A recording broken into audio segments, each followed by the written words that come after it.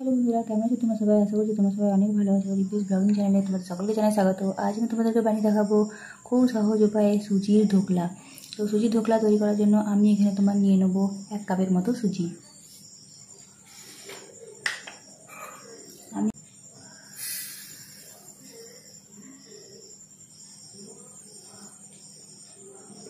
এরপর আমি দিয়ে দেবো এই কাপটারই 1 কাপের মতো দই।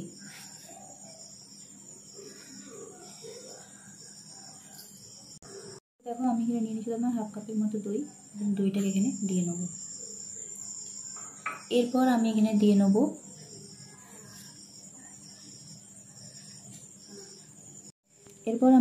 দেবো 1 চামচের মতো লেবুর রস। আমি কিন্তু এখানে মিশিয়ে নেব।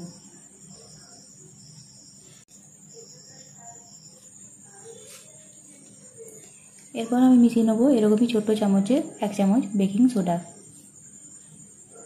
একটা ব্যাটার তৈরি করে নেব।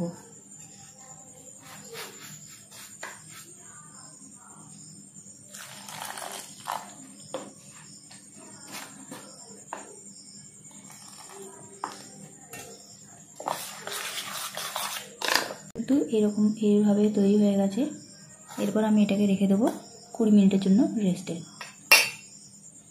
দেখো আমাদের ব্যাটারটা কিন্তু একদমই রেডি হয়ে গেছে। তো এরপর আমি এখানে তোমার মিশিয়ে নেবো প্রায় 1 চামচের মতো আদা বাটা আর একটা লঙ্কা কুচনো করে আমি এখানে মিশিয়ে নেব। তো এরপর আমি কিন্তু এটাকে খুব ভালো করে মিশিয়ে নেব। এটা কিন্তু একটু এরকম টাইপের থিকনেসটা হবে। এরপর আমি এখানে নিয়ে নিয়েছি এরকম একটা টিফিন বক্সে আমি কিছুটা তেল লাগিয়ে নেব। এই দেখো আমি কিন্তু এই টিফিন বক্সে খুব ভালো করে তেল মালিশ করে নিয়েছি, মানে তেল ব্রাশ করে নিয়েছি। তো এরপর আমি যেটা করবো সেটা হচ্ছে যে এই বাটিটাকে কিন্তু আমি এই বাটিটার মধ্যে ঢেলে নেব। দেখো আমি কিন্তু টিফিন বক্সের মধ্যে এটাকে নিয়ে নিয়েছি, মানে বাটিটা নিয়ে নিয়েছি। এরপর আমি কিন্তু কড়াইয়ের মধ্যে দিয়ে দিয়েছি জল। আর এই টিফিন বক্সটা কিন্তু আমি এটার মধ্যে খুব ভালো করে রেখে নেবো। রাখার পর কিন্তু আমি এটাকে ঢাকা দিয়ে দেবো এবং 20 মিনিট কিন্তু আমি অপেক্ষা করব এটাকে যাতে বেক হয়ে যায়। তো পুদিনা চাটনি করার জন্য আমি এখন তোমার নিয়ে নেবো হচ্ছে কিছুটা পরিমাণ পুদিনা, কিছুটা আদা এবং 2 কোয়া রসুন। এইগুলোকে আমি কিন্তু খুব ভালো করে এবার বেটে নেবো। তো এই দেখো আমাদের ধোকলাটা কিন্তু একদম রেডি হয়ে গেছে। আর একটা কাঠি দিয়ে আমি কিন্তু এটা চেক করে দেখে নেবো যে এটা ঠিকঠাক হয়েছে কিনা। তো দেখো কোন রকম কিন্তু কাঠির গায়ে কিন্তু কিচ্ছু লাগছে না, তার মানে আমাদের এটা কিন্তু একদম পারফেক্ট হয়ে গেছে। এবার আমি এটাকে তুলে নেবো আর আমি যে একটা তড়কা সেটা কিন্তু আমি তৈরি করে নেবো।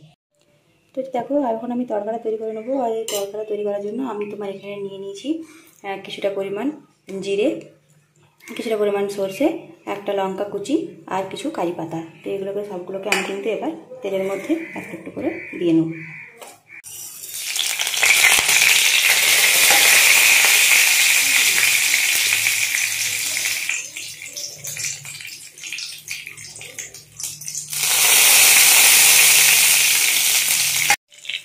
এরপর আমি কিন্তু একটু মিশিয়ে নেবো তোমার একদমই কম সামান্য পরিমাণে নুন, এইটুকুনি নুন, আর দিয়ে নেবো 1 চামচের মতো চিনি।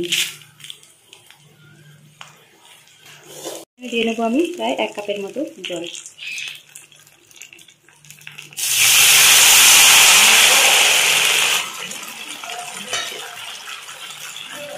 খুব ভালো করে আমি কিন্তু এটাকে নেড়ে নেবো।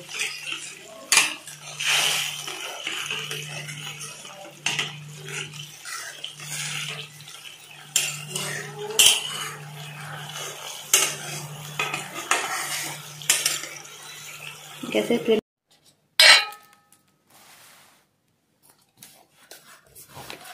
দেখো যে ধোকলাটা বানিয়েছিলাম সেটা কতটা সফট হয়েছে। এরপর আমি কিন্তু এটাকে একটা পাত্রের মধ্যে নিয়ে নেব।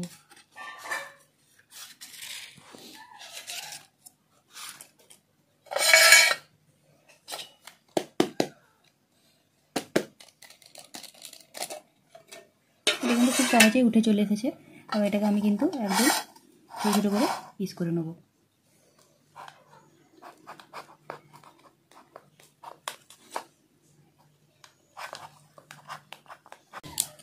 দেখো কতটা সফট হয়েছে এই ধোকলাটা। দেখো আমি কিন্তু কড়াই নিয়েছি সামান্য পরিমাণ তেল, আর এই ধোকলাগুলোকে কিন্তু আমি একটু গোল্ডেন ব্রাউন করে ভেজে নেব। তো চলো একটা একটা করে আমি ধোকলা এখানে দিয়ে নেবো। একদমই সামান্য পরিমাণে কিন্তু আমি এগুলোকে ভেজে নেব।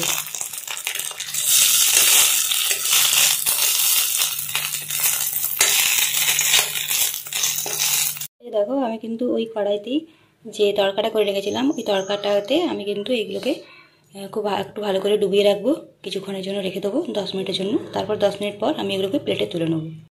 দেখো আমাদের কিন্তু পারফেক্ট সুজির ধোকলা একদমই তৈরি হয়ে গেছে। এভাবে আমি একটু সাজিয়ে নিয়েছি ধোকলাটাকে, আর সাথে নিয়ে নিয়েছি আমি পুদিনার চাটনি। তো পুদিনা চাটনিটা আমি তখন পিষে রেখেছিলাম, এরপর আমি এখানে তোমার মিশিয়ে নিয়েছি কিছুটা পরিমাণ নুন। তো এটা কিন্তু একটা খুব ভালো একটা কম্বিনেশন, যে পুদিনা চাটনি এবং ধোকলা। তো আমার এই ধোকলা রেসিপিটা তোমাদের কেমন লেগেছে অবশ্যই কিন্তু কমেন্ট করে জানিও। ভালো লেগে থাকলে কিন্তু চ্যানেলটিকে লাইক করে দিও, সাবস্ক্রাইব করে আমার পাশে থাকতে কিন্তু একদম ভুলবে না। আজকের মধ্যে এখানেই বিদায় নিচ্ছি, খুব তাড়াতাড়ি দেখা হবে পরের একটা ভিডিও নিয়ে। খুব ভালো থেকো, সুস্থ থেকো।